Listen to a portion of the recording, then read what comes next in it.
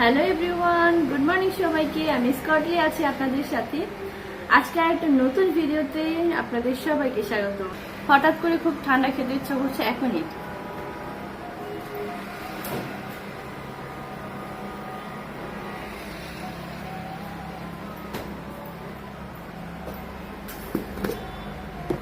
আনারস কেটে রেখেছি ডিব্বার ভিতরে।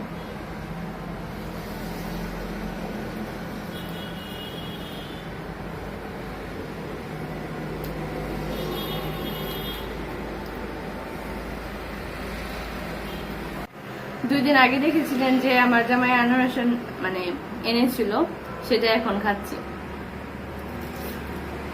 কেটে ফ্রিজে রেখে দিলে খেতে মজা লাগে।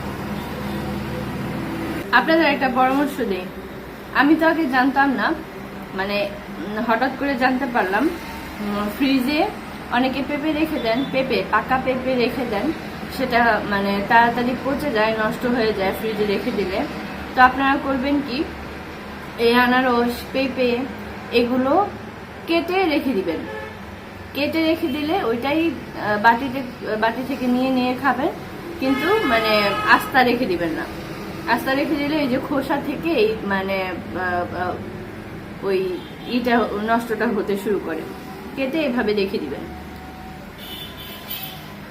দিবেন আর খাবেন, বের করবেন আর খাবেন, তাহলে আর নষ্ট হবে না। আর তাহলে হবে কি, আপনার বারবার কাটতেও হলো না, কষ্টও হলো না।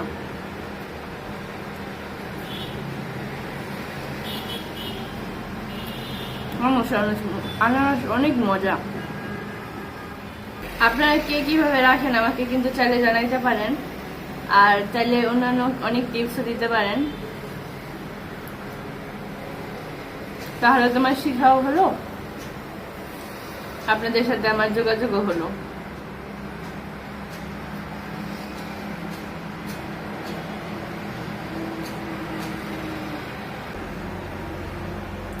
চলেন তাহলে আমি আজকে সারাদিন কি কি করবো, মোটামুটি ওগুলোই আপনাদের সাথে শেয়ার করব।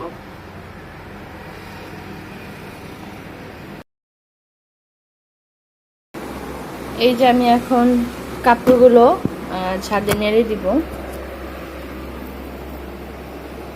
কাপড়গুলো ছাদে দিতে হবে, কারণ সকালবেলা রোদ উঠে গেছে। এখন কাপড়গুলো না দিলে সারাদিন শুকাবে না।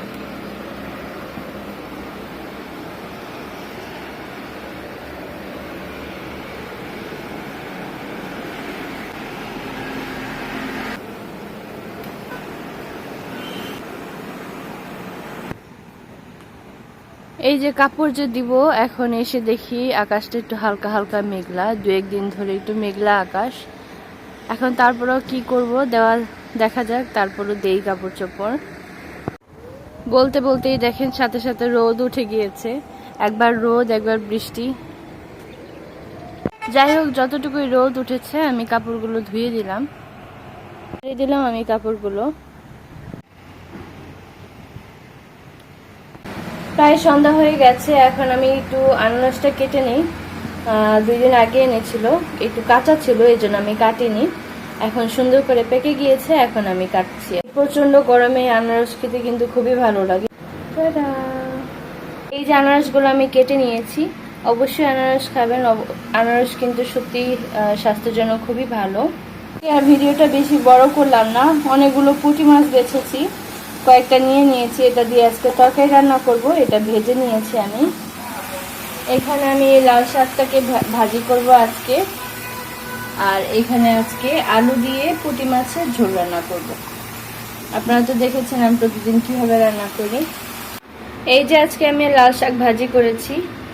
লাল শাকগুলো এখন আর লাল হয় না, লাল শাকগুলো একদম ডাঁটা শাকের মতো হয়, কোনো রং নেই। আর এদিকে আমি রান্না করেছি পুঁটি মাছ দিয়ে আলু দিয়ে পাতলা ঝোল। আর একটু মাত্র চুলাটা বন্ধ করেছি, তো সেট হতে একটু দেরি লাগবে। তো সবাইকে অনেক ধন্যবাদ। আজকে এগুলোই রান্না করেছি, ফুল প্রসেস আর দেখায়নি। প্রতিদিন একই, হলুদ দাও, মরিচ দাও, লবণ দাও, গুটাও, তরকারি শেষ।